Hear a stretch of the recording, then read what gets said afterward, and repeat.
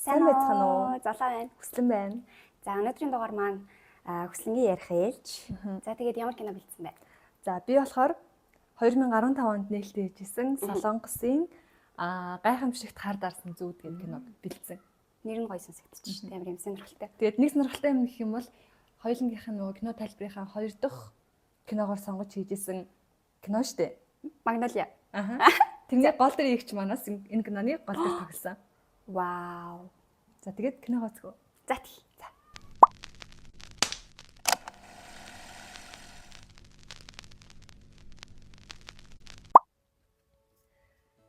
Кино хэлэхэд 3-4 орчим насны нэг охины аав нь өнгөрч улмаар хэдхэн жилийн дараа ээж нь ч бас өнгөрч охин өөрийгөө хайр гэдгийг мэдрээгүй өссөн талаараа үзэгчдэд ярьж эхэлнэ.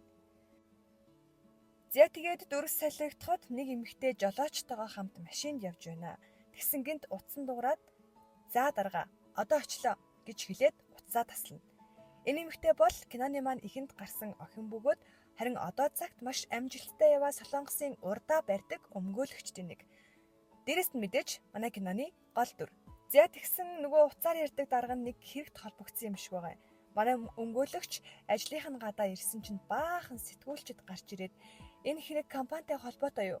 Та пак даргыг өмгөөлж гэнэ үү?" гэж мэгээд баахан асуулт асууна.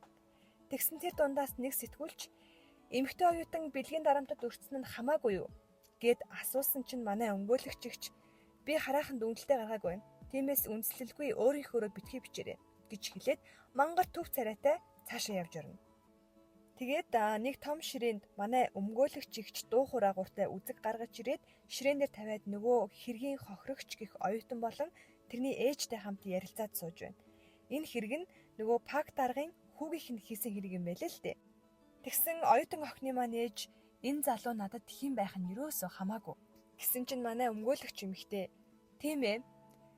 Гэхдээ манай үйлчлүүлэгч бол маш том компани өв залгамжлагч. Харин таны охин тэр удахгүй сургуулаа төгсөөд яаж хүнтэй суух болж байна? Тэрний мэдээлэл аль хэдийнэ гадагшаага цацагдчихсан.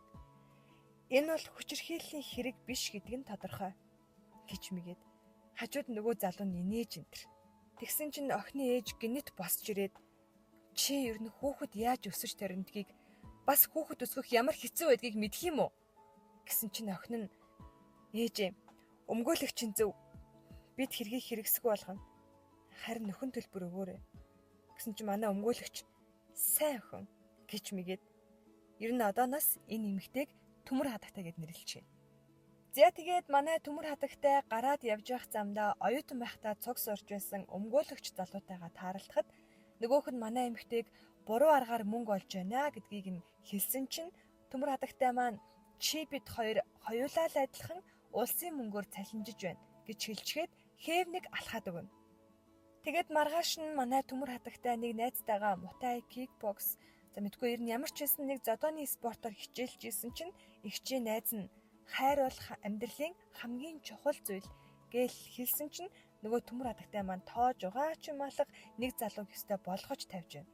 Тэгсэн ахаад л утсан дуугарч пак захирал тэрнийг дуудлаа.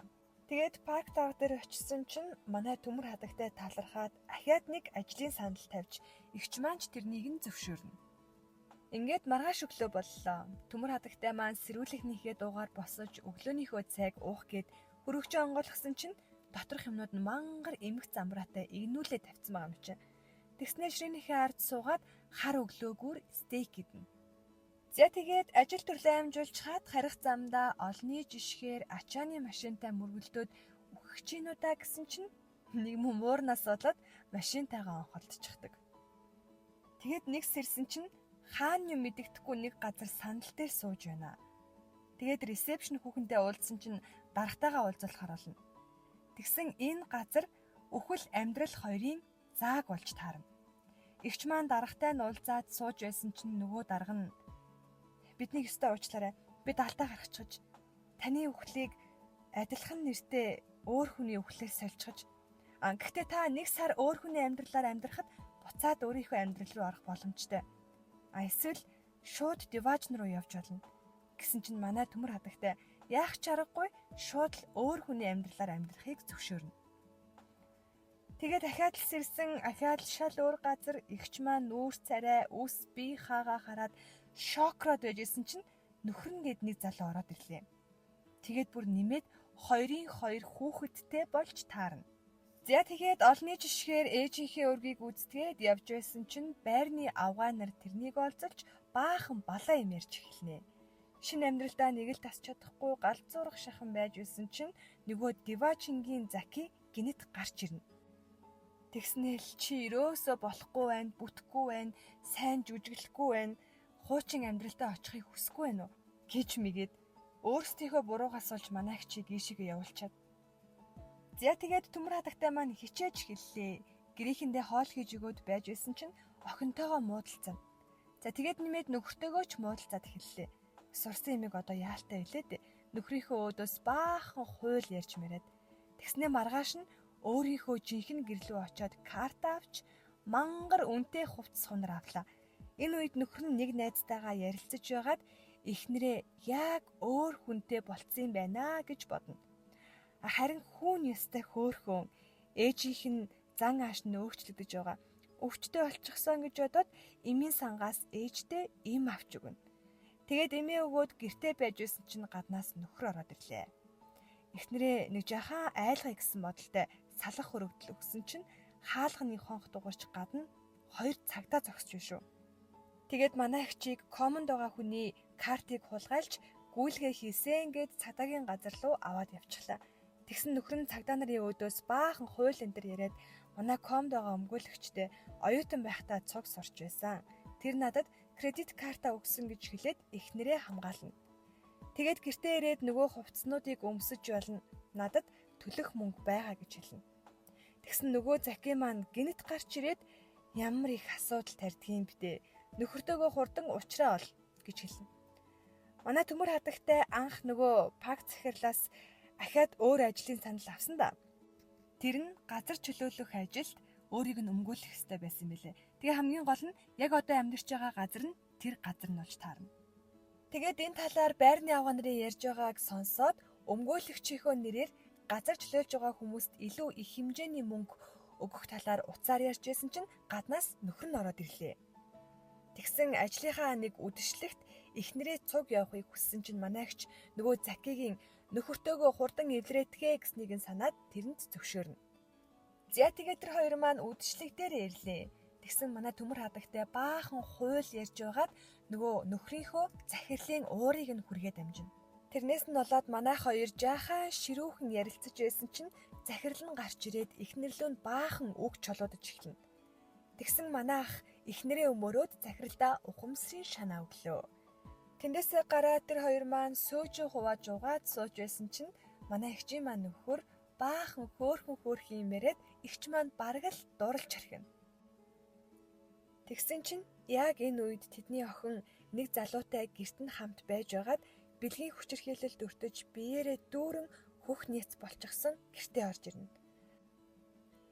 Тэгээд манай төмөр хадагтай охиныхоо сургууль дээр очиж нөгөө залуугийн өмгөөлөгч сургуулийн захиралтай уулзж байгаад яг өөрийнхөө өмнөх амьдралд энийг шиг зүйл тохиолдож байсныг гэхдээ өөрөө одоо хохирогчийн талд сууж байгаагаа мэдэж ариун цэврийн өрөөнд өөрийгөө зүхээд сууж байсан чинь охин нь орж ирээд гомдолгүй гэтэлчгээ гэж ээжтэй хэлнэ. Гэвч манай төмөр хадагтай баахан хууль яриад охиноо өмөрч нөгөө залууг бүх амьдралынхын туршид хүчирхийлэгч гэж хүмүүс мэдэгдэх болно гэж хэлнэ. Охин ч ээжээрээ бахархаж манай эгч ч гэсэн яг энэ үйл явдлаас хойш сайн гэрийн эзэгтэй, сайн ээж, сайн хань болж байлаа. Тэгсэн манай Диважингийн Заки маань гинэт хаанаас ч юм гарч ирээд тэрэнд ганцхан 7 хоног үлдсэн талаар сануулна. Яг энэ үед манай эгчийн нөхөр ажил дээрээ тушаал буурч төмөр хадагтай маань нөгөө дарга дээр нь очиж баахан уучлал гуйсан ч гэсэн нөгөөх нь үгүй гэж хэлээд тэгээ байж байсан чинь манай эгч шууд утсаа аваад нөгөө даргыг дээшээгээ матаж орхино. Тэгсэн яг энэ үед эгчийн маань хүү гудамжинд явж байгаад гинэт ухаан алдаад унчихна. Эмнэлэг дээр очисон чинь нөгөө хүүг маань удамшлын гаралтай нүдний эмгэгтэй явандаа хараага бүрэн алдах эрсдэлтэй болохыг нь хэллээ. Хамгийн гол нь энэ өвчин хүүгийн төрсөн ээжээс нь биш харин манай төмөр хадагтайгаас удамшсан болж таарна. хүүг мис асалд орж байхаагүйр нөгөө Деважингийн Заки маань гарч ирээд явах цаг болсон талаар хэлэхэд тэр би гэр бүлийнхнийгээ ийм байдалтай орхиж явж чадахгүй. Боломжтой гэвэл одоогийн амьдралтайхаа үлдмээр байгаагаа хэлсэн чинь Деважингийн Заки маань боломжгүй. Яг одоо явцгаая гэж хэлнэ. Тэгээд манай эгч эмнэлэг рүү гүйж байсан чинь тэрнийг зогсоож бүр ачааны машинаар дайруулах гэж үзнэ. Төмөр хадагтай маань чин сэтгэлээсээ гуйж гэрийнхэнтэйгээ салах ёс гүйцэтгэхээр эмнэлэг рүү орно. Тэгээд охин, хүү, нөхөртөө чин сэтгэлээсээ хайртай гэдгээ хэлж буцаад өмгөөлөгчийн амьдралд эмнэлгийн орон дээр сэрнэ. Орноосоо шууд босоод хүүгийнхээ эмнэлэг рүү очисон ч хүүн байсангүй. Гэрийнх нь хаяг дээр очисон өөр хүн хаалгаа тальж сургуулийн автобуснаас хүүгээ бууж ирэхийг хүлээнэ. Ингээд аль хэдийн 1 сар өнгөрлөө. Манай төмөр хадагтай киноны эхэнд гарсан цог сурч байсан найздаа пак өмгөөлөгчийн хийсэн бүх хууль бус зүйлсийн мэдээллийг өгч гэртээ хараад гэр бүлийнхээ зургийн цомгийг үзэж байсан чинь нөгөө Деважингийн Заки ах өөрийнх нь аав болохыг олж мэднэ. Яагаад өмнө нь анзаарч байгаагүй вэ гэхээр өмнө нь гэр бүлийнхээ зургийн цомгийг игч маань хизээч нээж харж байгаагүй. Тийм их хэмжээний аав ээжтэй гомдсон талаараа хүүдээ ярьсан байдаг. Аав нь бүр жоохон бахт нь өнгөрсөн болохоор аавынхаа талаар бараг юу ч мэддэггүй мэлээ л дээ. За тэгээд манай төмөр хадагтай бараг бүх зүйлээ орхиод Шинэ Зеланд руу нүүх гэж байхдаа онгоцонд нөхөр хүүхэдтэйгээ таарч кино маань амар сайхандаа жаргаж байна. За, киногоо үзээд дууслаа. Ямар санагцсан? Надад бол үнэхээр таалагдлаа. Амар гоё кино байна. Би яг бүтнээр нь үзэж яг нөгөө нэг тэр нандан гоё мэдрэмжүүдийг бас амар амаар санагдлаа. Тийм. Тэгээд тэрнээс гадна болохоор хамгийн бэст санагдсан юм нь киноны маань хэлэх гэж байгаа санаа нь айгу бүр надад бол айгу юм нөгөө одоо хүн дээр тусна гэдэг шиг айгу нэрээ бодоочтой юм шиг тий. Тийг санагдлаа. Мөнгө бол бүх юмыг илэрхийлэхгүй хайр гэдэг зүйл нэг их сэтгэл гэдэг зүйл нь одоо дэлхий дээр хамгийн агуу сайхан зүйл юм а гэдгийг аюу сайн ойлгож авлаа. Баярлалаа. Киноноос хамгийн их таалагдсан дүр тэр хүүгийн дүр өстэй хөрхмсөн. Жохон хүүгийн дүр. Амар хөрхмсөн. Жохон хүүхд мөртлөөсөө амар юм хэрсүү тэгээд амар хөөрхөн ухаалаг байгаа байхгүй юу? Ээжтэй ингээд им авч өгөхгүй димийн санд орсноо ингээд яаж маад тийм тэр сэтгэл нь аюу хөөрхөн байсан. Надад болохоор нөхрийнхэн дүр аягүй гоё санагдсан. Надад ч гэсэн. Би яг тийм нөхөртэй болмоор байсан. Би ч гэсэн. За тэгээд дараагийн дугаараар уулзтлаа. Баяртай.